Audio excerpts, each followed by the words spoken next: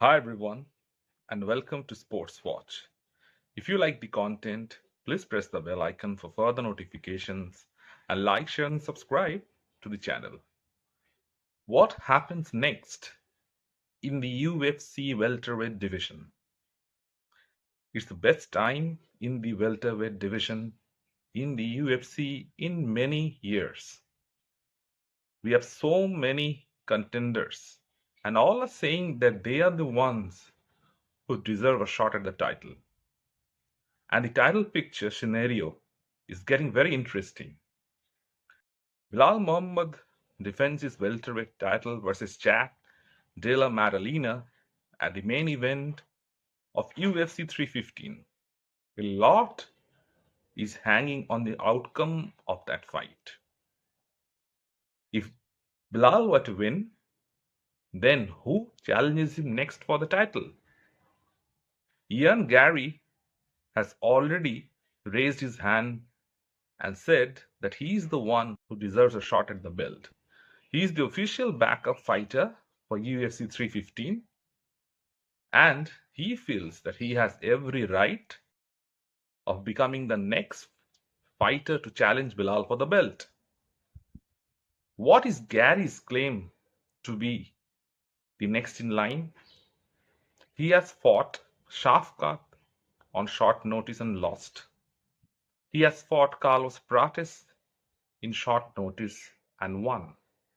But the lasting impression on everyone's mind of the Carlos Prates fight was Prates nearly finishing Garry at the end of the fifth round after getting dominated for 4.5 rounds straight. Now, that kind of performance surely doesn't warrant you a title shot. In fact, it damages all the work that you had done previously. Another contender who is making noise is Joaquin Buckley, who faces Kamaru Usman at the main event of UFC Fight Night. Joaquin Buckley has been on a resurgence lately. In his last match, he absolutely put the beatings on a worn out Colby Chaos Covington. The fight had to be stopped because Covington had lost too much blood and was unable to see properly. Now he has the chance to take out one of the most decorated welterweight champions of the UFC in Kamaru Usman. Usman is also on a two-fight losing streak. So this isn't the best time for Usman to be fighting ranked challengers, but Usman is also coming off a long delay recuperating from his injuries. And Kamaru Usman, when he's fit, he's an absolute nightmare for anybody to face. So if Joaquin Buckley were to beat him, he has a legitimate claim for being the next challenger for Belal's welterweight title. Another man who wants to be the next challenger is Sean Brady, whose only loss came to Belal Muhammad. And since then, he has defeated everyone he faced. And the last performance against Leon Edwards was probably his best. Against the former welterweight champion, Sean Brady won almost every minute of every round in that fight.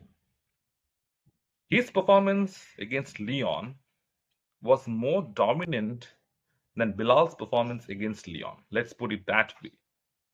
Sean Brady dominated and finished Leon Edwards, something that even the champ Belal Muhammad could not do. So by that, even Sean Brady thinks that he has a legitimate chance at fighting the winner of Belal and JDM. And then we have Shavkat Rakhmonov, who was the official number one challenger for Belal's title.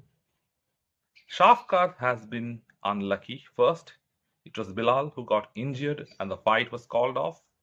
He fought Garry instead and went on to win that fight, even though it was a very close and competitive fight.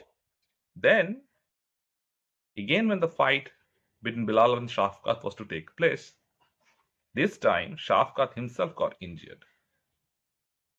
So Shavkat who is 18-0 with 17 finishes, also has a legitimate cry for being the next title challenger. So the UFC is in a precarious position right now. And they are supposed to get even more problematic if Jack Della Maddalena were to win the belt at UFC 315. A certain pound for pound number one fighter, Islam Makhachev, has long wanted to get a chance to fight for a second belt in the UFC. His friendship with Belal has prevented him from fighting for that title. He's eagerly waiting for the results of Belal versus JDM, and if somehow JDM manages to fight, then Islam might just probably have a crack at the next welterweight title. So it's a huge range of possibilities right now. So what does the UFC do with so many challengers? They might make a contender series and see who is the next to fight the winner of Belal and JDM. Young Garry just fought Shavkat Rakhmonov, so that fight is out of the options right now. And if Buckley were to beat Usman, then Buckley becomes the legitimate challenger. Joaquin Buckley and young Garry have history. And even in young Garry's last matchup, Buckley came in the weigh-ins and had plenty to say about young Garry. So that's an interesting fight. And they were scheduled to fight before. When young Garry fought a short notice fight against Shavkat Rakhmonov. So it's time to rebook that fight, provided Buckley gets a victory over Kamaru Usman. And if Usman were to win, then UFC can match him against Sean Brady. That will be an interesting clash of styles. Kamaru Usman is a noted grappler himself, and all of Sean Brady's success has been in the grappling department. It's his grappling that has opened up the realms of his striking. Who wouldn't want to see a fight between Usman and Brady with title implications on the line? And Shavkat Rakhmonov is the one who is probably being left out. And if Belal wins the belt, he probably will challenge Shavkat for it because Shavkat was the next in line.